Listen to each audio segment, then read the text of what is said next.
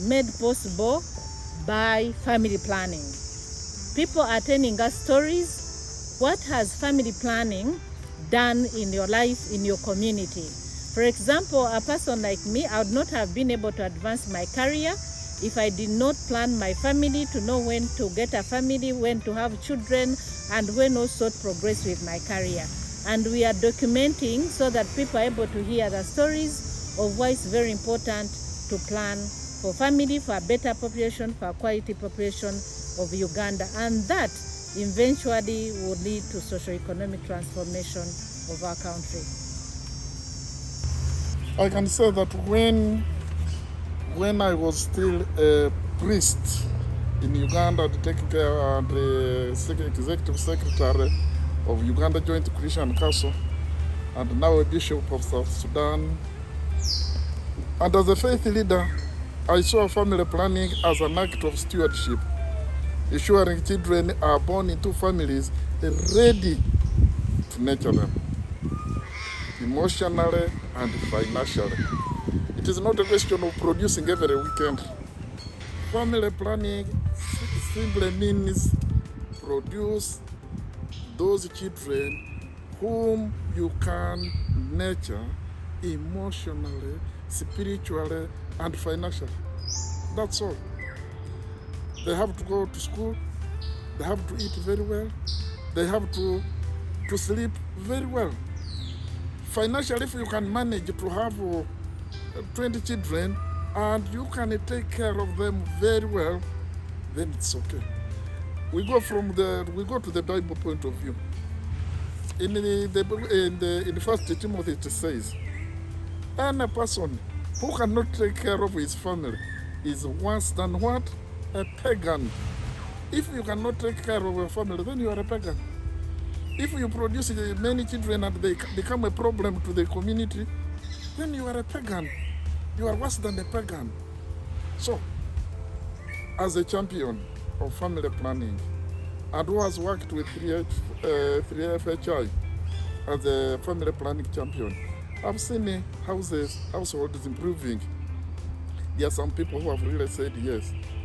I was proposing to have 10 children, or women were saying, you have to produce many. You never know, out of those you will get a president, you will get... You cannot get a president who is illiterate. They have now understood that really producing very few children you can take care of is necessary and has to be taken care of. And I call on all faith leaders to join in advocating for access of family planning, building healthy families, and a more just world. And as we're celebrating the World Population Day, the religious leaders should advise and should continue advising, and should be part of what they preach, that produce very few children that you can manage. Look at Uganda. Uganda, we have 46 million. Roughly 46 million. It is the same Uganda. It has not increased. And if you continue producing another 46 million in the future, we shall go on living on top of the other. So, can we really see to it that we produce those children we can take care of? If you are around, especially those who believe in grazing and having cultivating, if your land cannot allow you to cultivate even one mango tree, there's no need why you should have 10 children. If you cannot... Council, I'm indeed honored to speak on behalf of Faith for Family Health Initiative and my personal effort that I've rendered as a national family planning champion and also a national population champion. I share a personal story from our community rooted in our Islamic values of compassion, responsibility, and stewardship to illustrate how family planning aligns with our faith and contributes to our nation's progress.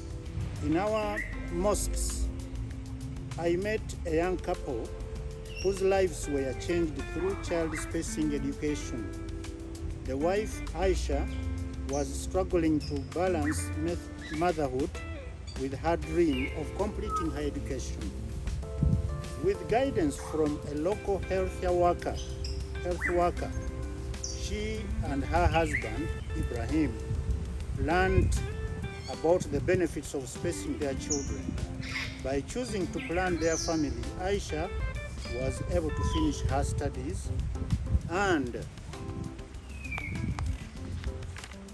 secure a teaching job, while Ibrahim found stable employment to support their growing family.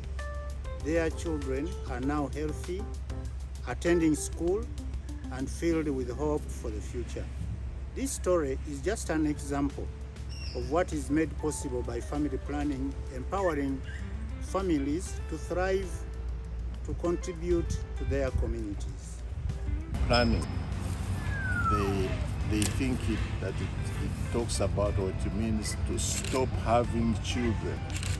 Because when you talk about family planning, the first response someone will say is, but God said produce or multiply and increase and fill the earth. Now, when they hear about multiplication, as it is being mentioned in the Bible and Scripture, they think someone should not stop having children, because for them to talk about family planning is to stop having children or prevent people from having children.